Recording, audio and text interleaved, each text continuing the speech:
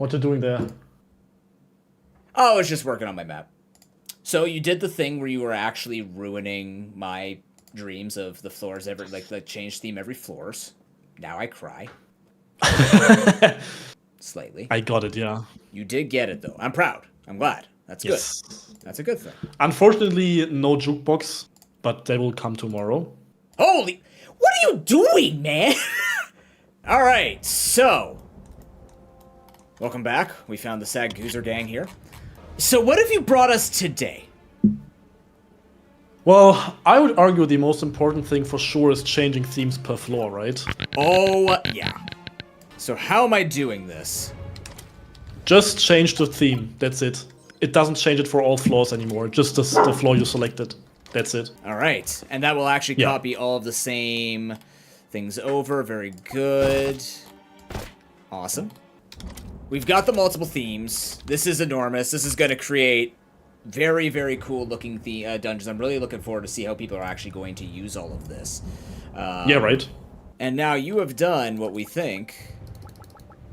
Yes, we have the electric enemies. We have the electric enemies. So here we go. We have frozen and we have electric. Oh, electric. Ah, you got a little shocky dude here.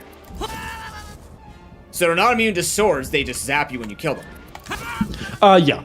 I mean, the sword still connects with the hit, right? But like you get the contact damage. Oh, if I touch them. Yes, they're not immune to a sword per se. That's how the metal enemies will work. They will be immune to a sword. Ah, okay. That checks out. Interesting. Getting zapped every time, even when I hurt them. Okay. Yeah. Right, so like it incentivizes using something else, like one of the ranged weapons or like throwables or whatever to hurt them, or if you just want to have a difficult fight. It's not done like, as you can see, when you hit the Lerm body, it doesn't zap you. That's kind of like a bug. It's just a limitation right now because it wasn't meant to work like that. So it's the same with the Golmec. Golmec only zaps you right now when he hits you or when you hit the crystal, not with the body.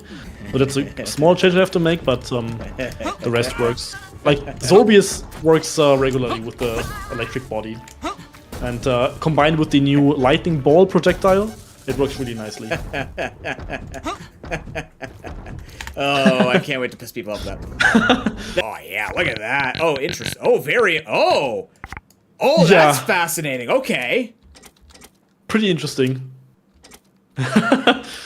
gonna allow some weird things. Yep, that's... You know what, though? I think if you're going for multiple floors, if you're putting the same hole like this, you probably shouldn't be making different biome things unless you're gonna do like a multi-season thing, but... Like, nonetheless, you get to see the rest of the biome, which is, like, the floor below, which makes more sense, so... Arguably, maybe for this kind of thing, I should... Nah, it's whatever. It's just a weird quirk, I guess. I think it's up to the creativity of people. I think it still looks cool, right, having the forest? Yeah. But of course, the problem is, if you go down the floor, you won't see the sky again, which is kind of weird. So... It's only visible from the floor above. We've got the changing the theme for floor. We've got the electric enemies, which will always zap you when they hit them, but they will take that. You've got the 3 different bosses here that you can make electrics. Just to check. Oh, we can't electrify Lunarchy yet. Yeah. You can't, it's insta-kill, you can't hit him, it's kind of pointless, so I didn't bother. That makes sense, though. I mean, we also have the new projectile, right? The lightning ball, which is a variant of the energy ball, which will just a bit slower and it zaps you. A slow-moving ball of lightning. Okay. Now, will this... Is this deflectable with the sword, like the energy ball? It's not, but it's piercing, so it goes through objects. Oh! Yes, slightly different behavior. So... And slightly slower. Okay, so... Oh, does it go through walls, but it will go through, like... No. Fences? Yeah, exactly. So when you're saying piercing... So the energy ball actually can't go through fences? It does, but it does, but like the piercing is affects like a player and like objects that it actually attacks, right? So like if you get hit by the it just goes through you, right? So it could like hit multiple. Yeah, for example. Or like if you put it into an arrow trap, it could pierce multiple enemies in a line, right? Right. That would work as well. Interesting. Okay. And I'm guessing that's on everybody who can shoot projectiles. Yes, correct. Absorb, that's going to be on red shells. So that's fascinating because I can actually see that making certain, like, getting through areas where, like, you have to use a conveyor belt, for example, down a corridor, instead of just getting hit with the energy ball, which kind of just gives you that knockback and doesn't really recover. Shocking you should pull you back even further. Especially if it can and especially carry you. Yeah, and because it doesn't do any damage, right? It only shocks you. I think it's very very interesting. It's a purely movement affecting projectile as opposed to a damaging projectile. So with golden enemies that are shocked, that sounds... If you do that in your map, you're kind of mean. Oh, this would be mean, right? Because this would carry you? Oh. Yeah, that also works. Yeah, right. That has some implications, I think. That's a way to dump people off of ledges for sure, because they can get hit and knocked around, but that could actually push you into a corridor. So that's fascinating. Having the shield be able to block it, maybe the wooden shield, since it's, you know, wood, but like the metal shields, I think it makes sense for them to also zap you. Yeah. Because it would kind of make the wooden shield more advantageous in certain situations, right? Where you would have a lot of like electric, kind of like in Skyward Sword, I think, when you had to use the wooden shield in the desert area. Yeah, lightning ball is not meant to hurt you, Simmel. Also, good to see you. It's meant to incapacitate. The electric enemies will hurt you, but the balls are just meant to be a pain in the ass. So I think, like, a proper use of electric balls would be to make them as disruptions to other enemies that are not firing electric orbs, right? Electric orbs should not be, unless you have them where they're trying to... like when I built my seafoam islands and I used the wind to shove people into water to hurt them instead of dealing direct damage, electric orb has kind of that effect as well. I also think it's going to be really useful for multiplayer implications, so someone can't just be a full tank. You still have to dodge. Nope, not a problem. But once he becomes unfurled, he will electrify. But I think that's normal. I think that should be normal behavior because, again, if you want to interact with them, that would become, again, very obnoxious. Yeah. Like, you're basically, you've outplayed them. The fact that you get electrified. That dealing electric damage, though, would be cool. It's just the spikadillos themselves don't deal damage. But when eventually, if we get any type of electric current interactions, these being electrical, would be neat. That's when you would think that something like the turtle shell or the spikadillo, or again, moving an electric enemy over that would be similar to moving a fire enemy over it, right? So that's probably the time that's when that would matter. But if there's nothing that interacts with electricity other than the player right now, that's probably not the biggest concern for us, or concern in general. I agree. Electrified Julian. Wait a minute. Oh.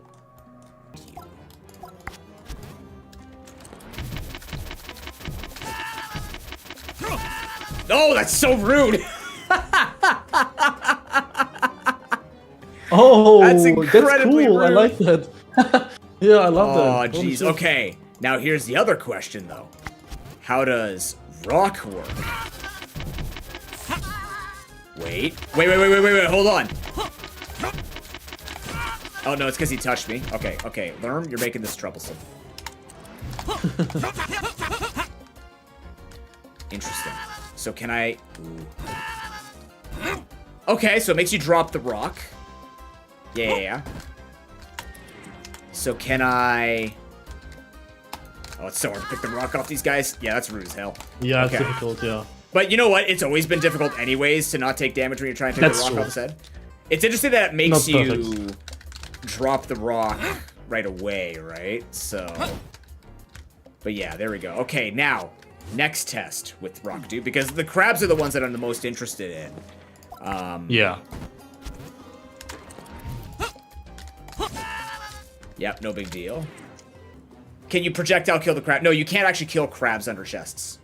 You've never been able to. Yeah, exactly. They are immune. it's not exactly perfectly portrayed. Like I think the sword should clink off the chest. That way it would like indicate, you can't hurt the crab underneath. Because right now it just goes through. It's kind of like just it's normal chest missing behavior too, feedback. right? That's true. But like you wouldn't expect to hit the chest, right? But you could kind of expect to hit the crab, so it's a bit weird. Weird conundrum, I guess, but... Well, the same thing happens, though, with the rock, right? Like, when a rock's on the ground, I don't clink off of it. Yeah, true. Because it's grabbable, but yeah, like, everything goes through everything in this game. So it's like, I guess, to a new player, it might seem strange. To someone who's played it a bit, like, that's the problem, is I'm 450 hours in, right? So I know that, I can hit through walls that are not thinner or that are not thicker than 3 tiles and things like this, so I know all of these mechanics, so it's hard for me to envision fully how to sort of visualize that. But I guess for a newer player, yeah, it would be a bit strange. Actually, what does this look like? Oh, wait a minute. Oh, this should be interesting. Oh, there you go. Okay, yeah, don't get shocked when you bump that off the wall. Okay, that's cool. I like that. That's fine. That makes sense. That is good AI. I appreciate we're not just getting zapped immediately. I'm sorry. Can I electrify staircases? And bridges, since you can also freeze them. I would just assume so. You didn't check that before you gave this to... Oh my god. Well, we're gonna look at this now. I didn't. I don't check anything. I just... Okay, well... I just add features. Welcome to... Oh, so I am a playtester now. I feel honored. Thank you. Yeah. Seems so. Okay. Can I electrify...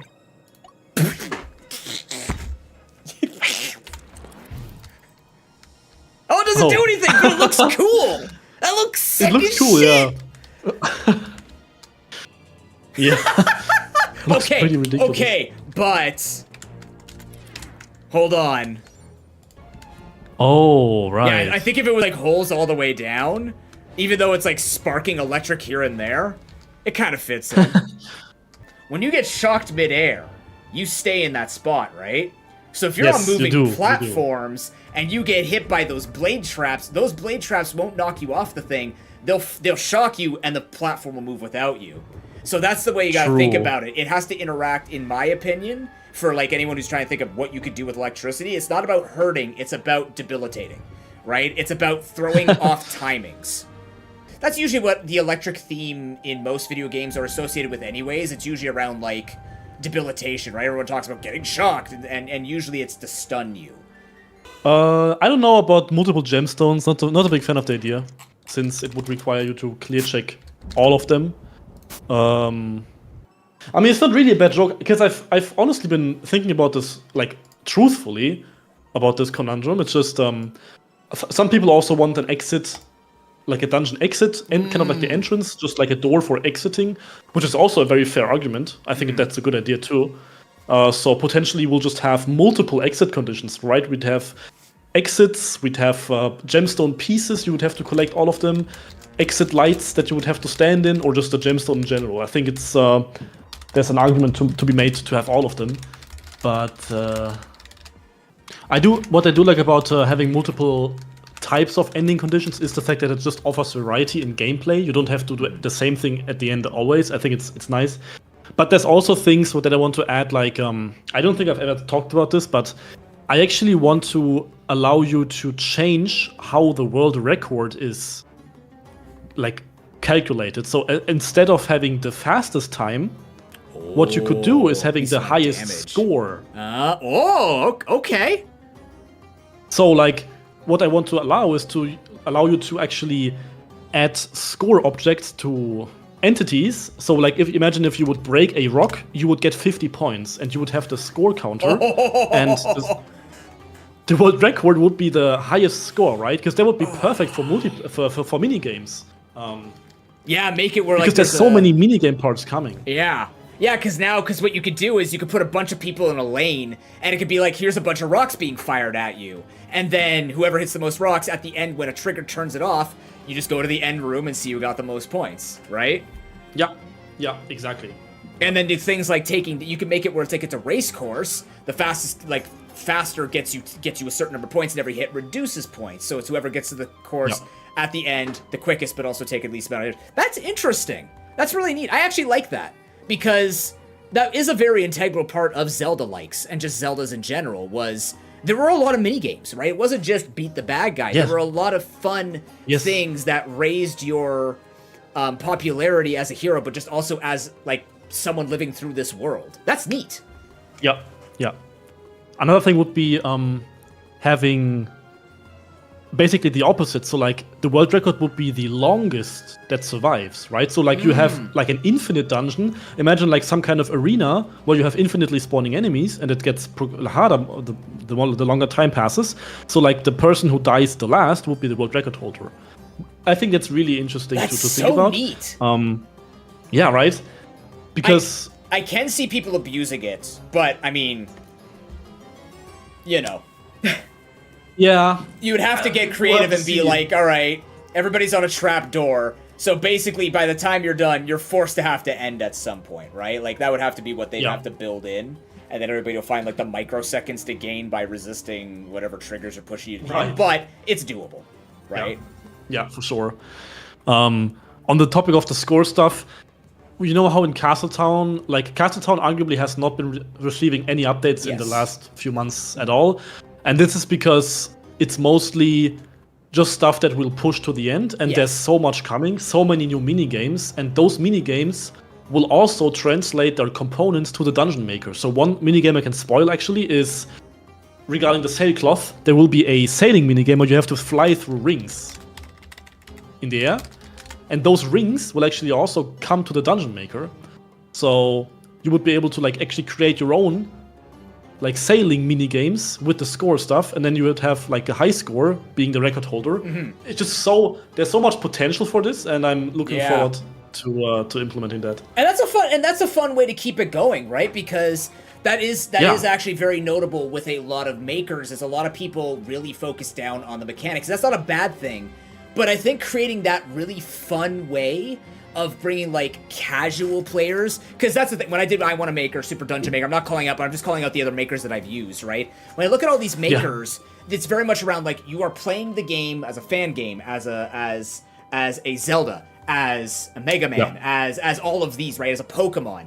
But then there's stuff like Pokerogue that comes out. There's stuff like Emerald Rogue, like all of these other roguelikes of Pokemons or other makers like that, or Zelda Infinite Dungeon, that Zelda roguelike, where it takes the ideas, it goes, but we can actually take these and make it into a fun event for people rather than just beat up enemies, beat the final boss, collect thing, leave, right? Like just letting, I am going to build a game that I'm actually going to give at 1.0, because I've already told you that I want to get the entire team together for Questmaster, the pixel artist, like music composer, everybody. I want everybody together. We'll do one enormous kind of like interview. But I actually want to build you guys a fun Pokemon-related minigame from a Pokemon franchise.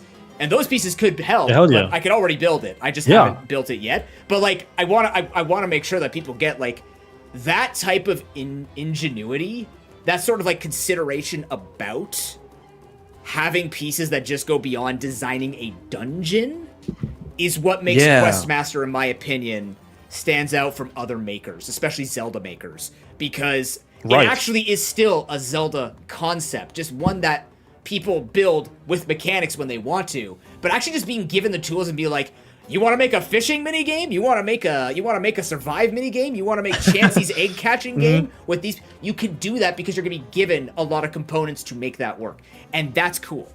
That's really cool. I have got the news, luckily, that Mod.io changed the limit of comments.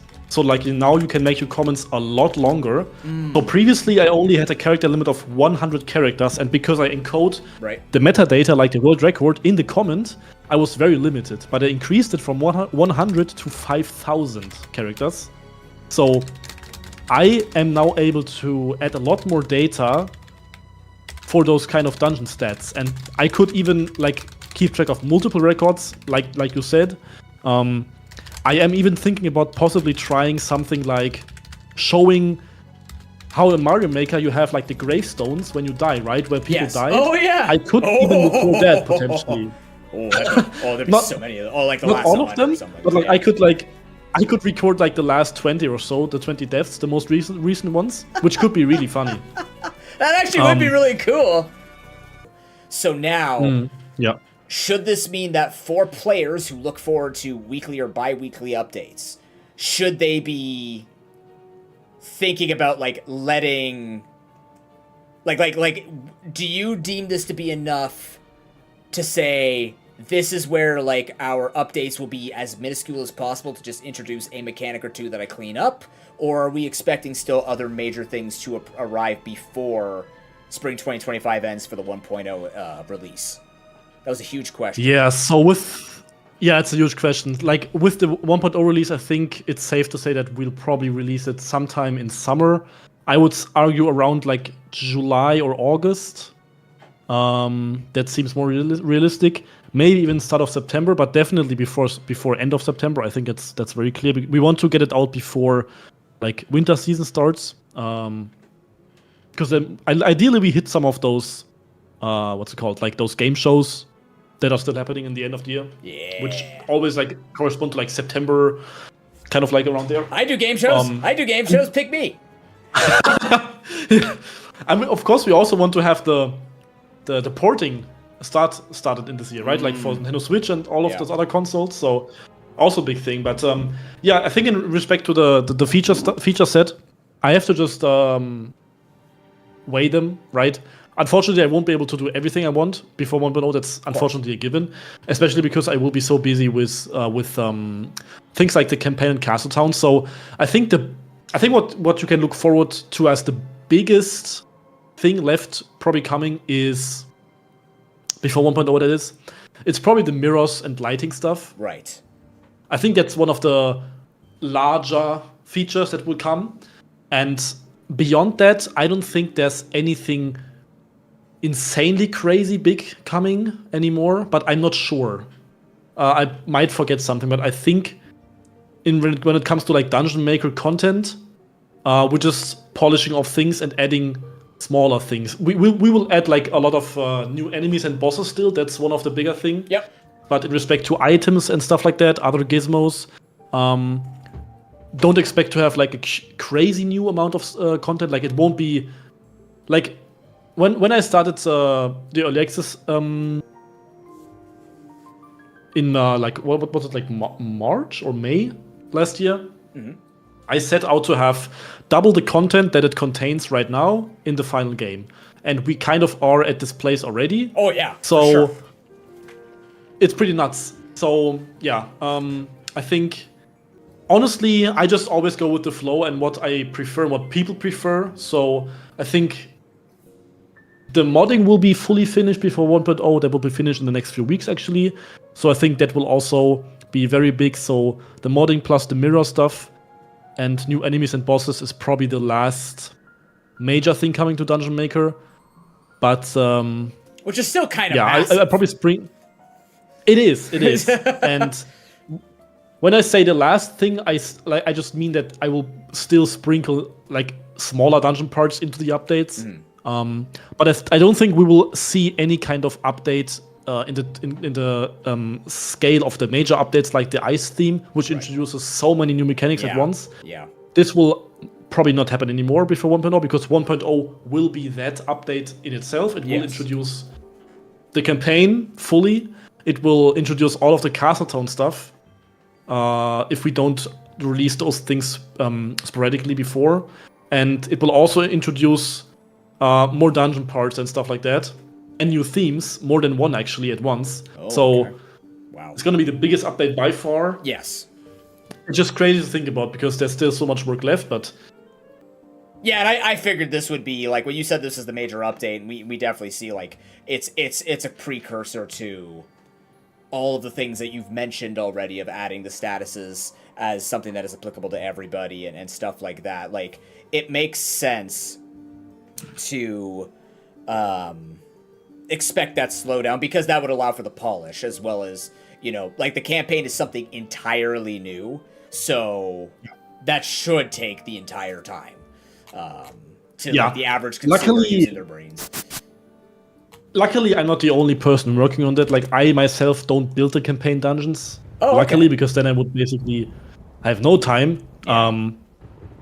It's like it's crazy enough having to implement the campaign-specific things, which there won't be many. I can say that, but like there will be a few things, especially visual things. Like there will be certain visual points of interest that are only in the campaign, to drive the lore and stuff like that. Right. Which will likely be unlocked for the dungeon maker once you beat the campaign. But yeah, there will be a few visual things. But yeah, that definitely something to keep in mind, that the campaign still is almost exclusively buildable with the dungeon maker. Yes, you were mentioning that was a big important thing for you. Yeah. Yeah. Exactly. Yeah. Well, thank you once again, Julian. Yeah, my pleasure. I'll be posting basically this interview into yesterday's interview and this interview in 2 parts, chat. I'll try and have that out within the week. I'm gonna finish this map now. Awesome. Now I know all the tools that I'm gonna be working with. So. Yeah.